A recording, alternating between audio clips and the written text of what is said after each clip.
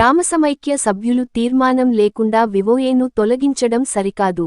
Doctor B.R.. Ambedkar Konaseema జిల్లా ముమ్మిడివరం నియోజకవర్గం కాట్రేనికోన మండలం కాట్రేనికోన రామస్వామితోట వివోఏ గిడ్ల జ్ఞానకుమారి నిధులు దుర్వినియోగం చేసిందంటూ మండల మహిళ సమైక్య ఏపీఎం శ్రీనివాసరాజు ఏకపక్ష నిర్ణయంతో నన్ను విధులకు దూరం చేయడం తగదని గురువారం మీడియా ముందు ఆవేదన వ్యక్తం చేశారు.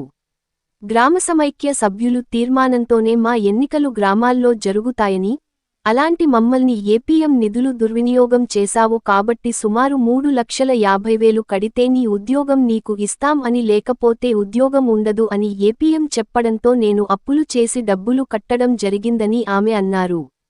డబ్బులు అన్ని సంస్థకు జమ చేసిన తరువాత నీకు ఉద్యోగం లేదు, నీ స్థానంలో వేరే మహిళకు అవకాశం ఇవ్వడం ఎంతవరకు సబబు అని, కేవలం నాపై రాజకీయ రంగు పులిమి కక్షపూరితంగా ఏపీఎం శ్రీనివాసరాజు ఏకపక్ష నిర్ణయంతో నన్ను విధులకు దూరం చేయడం దారుణమని అన్నారు. అనంతరం మహిళ సంఘం లీడర్స్ మాట్లాడుతూ మేము ఎన్నుకొన్న యానిమేటర్స్ను ఏపీఎంలు ఎలా తొలగిస్తారు, గ్రామ సంఘం తీర్మానం లేకుండా ఏ విధంగా అధికారులు విధులకు దూరంగా పెడతారు, ఈమెకు న్యాయం చేసే వరకు ఆమెకు అండగా ఉంటామని గ్రామ సమైక్య సభ్యులు మాకుమ్మడిగా తెలిపారు.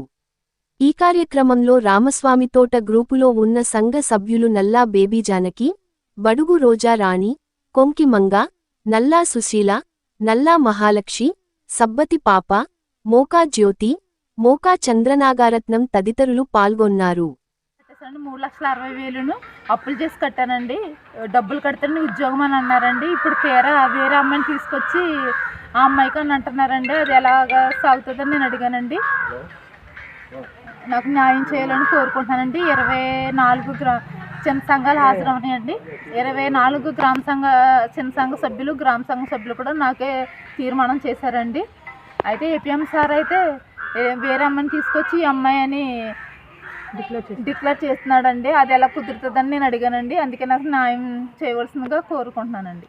నాకు ఉద్యోగ భద్రత కల్పించాలని కోరుకుంటున్నానండి. బడుగు రోజు కాటేనికోన మండలం, అది కాటేనికోన మండలంలో మండల సమైక్య అధ్యక్షురాలుగా పనిచేస్తున్నానండి. నాకు జరిగిన అన్యాయం ఏంటంటే అండి, డిసెంబర్ 20న మాకు జెండర్ అనేది పెట్టడం జరిగిందండి. నేను గత 2 సంవత్సరాలుగా మండల సమైక్యల ప్రెసిడెంట్గా చేస్తున్నానండి. అలాగే జెండర్ బాడీలో 2 సంవత్సరాలు అయిపోయింది కదా, నన్ను విధుల నుంచి తీసేయాలనేసి అన్నారండి. తర్వాత అప్పుడు నాకు ఇంకొక సంవత్సరం అవకాశం ఇవ్వండి, నా తోటి ఓబీలు నన్ను అడగడం జరిగిందండి. దానికి గాను మా సారు అప్పటికప్పుడు మీటింగ్లో వేరే వ్యక్తులను తీసుకొచ్చండి, 5 గ్రామ సంఘాల నుంచి 5 వేరే వాళ్ళని తీసుకొచ్చి పెట్టడం జరిగిందండి. ఇది ఎంతవరకు కరెక్ట్ అని నేను అడిగానండి. ఒక్కసారి వేరే మాకు మీటింగ్లో 45 గ్రామ సంఘాలు హాజరవుతారు. 45 గ్రామ సంఘాలు ప్రెసిడెంట్లు ఉంటారండి. 45 గ్రామ సంఘాల ప్రెసిడెంట్లు కాకుండా వేరే సభ్యులు వేరే గ్రూపుల్లోంచి తీసుకుని రావడం జరిగిందండి. నేనైతే దాన్ని ప్రశ్నించానండి. 45 గ్రామ సంఘం ప్రెసిడెంట్లే మాకు ఇక్కడ హోటక్ ఉంటుందండి, మీరు వేరే వాళ్ళని తీసుకుని వచ్చి వేరే సభ్యులను తీసుకొచ్చి పెడుతున్నారు, అది ఎంతవరకు కరెక్ట్ అని అడిగాను సార్. దానికి ఆయన అయితే ఏమీ స్పందించలేదండి మా ఏపీఎం గారు. తర్వాత నేను దీన్ని పైకి పంపిస్తాను, మీరు అడిగింది ఏముందంటే వచ్చే నెలలో మీకు మళ్ళీ మీటింగ్ పెట్టి మీరు ఉండాలా వద్దన్నది పైన నిర్ణయిస్తున్నాక చెప్తాననేసి అన్నారండి. ఈ నెలలోని ఎవరినైతే ఎన్నుకున్నారో గ్రూప్లో సభ్యులను వాళ్ళ ప్రెసిడెంట్ల కింద మార్చేసుకుని అకౌంట్లు అన్నీ మార్చేసి మరి మాకు అన్యాయం చేశారండి ఆయన. మేము ఇంకా ఆయన ఏదో చెప్తారు, మాకు ఈ నెలలో మీటింగ్ పెడతారు, ఏదో న్యాయం చేస్తారనుకున్నామండి. నేనైతే 2 సంవత్సరాలు అయిపోయిందండి. నా తోటి వాళ్ళైతే మాత్రం సెక్రటరీ, కోశాధికారి వీళ్ళైతే మాత్రం వాళ్ళకి సంవత్సరం అయ్యిందండి. వాళ్ళకి ఇంకా అవకాశం ఉందండి ఇంకో సంవత్సరం చేయడానికి. నేను అడిగానండి, ఇంకో సంవత్సరం అవకాశం ఉంది కాబట్టి వాళ్ళనైనా ఉంచుకోవాలి కదా సార్, మీరు ఎందుకని తొలగించారనేసి అంటే వాళ్ళు ఏమీ స్పందించలేదండి. మాకు జరిగిన అన్యాయం ఇది సార్, దాన్ని బట్టి మాకు న్యాయం చేయాలనేసి మేము ముందుకు వచ్చి మాట్లాడడం జరిగిందండి. అందరికీ నమస్కారం అండి. ఇప్పుడు ఈ జ్ఞానకుమారి ఆమె వివోగా చేస్తుంది. ఆవిడ అప్పుడే 13 సంవత్సరాల నుంచి చేయడం జరుగుతుంది. ఆవిడ ఎన్నో కష్టాలకి, బాధలకి, సాధలకి ఓర్చుకొని ఎన్ని రోగాలు రుచులు, పిల్లలకి అన్ని అవకాశాలు ఇన్ని ఉన్నా కూడా ఆవిడ కష్టపడి తిరిగి పనిచేసింది 13 సంవత్సరాలు.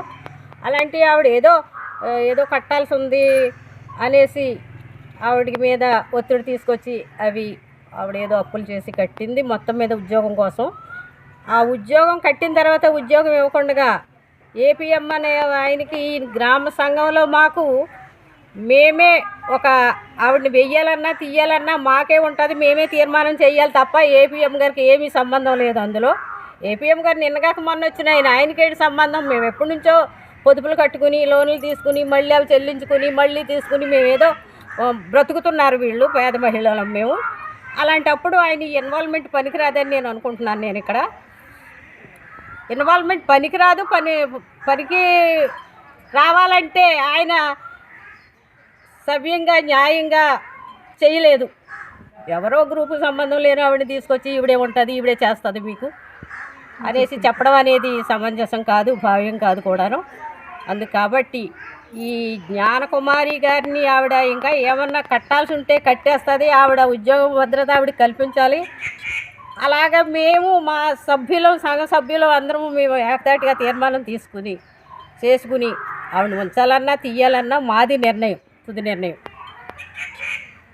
అది తీవ్రంగా ఖండిస్తాం కూడాను. అవసరమైతే ఆయన్ని ఏపీఎంగా ఇక్కడ కొనసాగనివ్వం. యాజిటేషన్ వస్తుంది, వ్యవస్థ కుంటుపడుతుంది.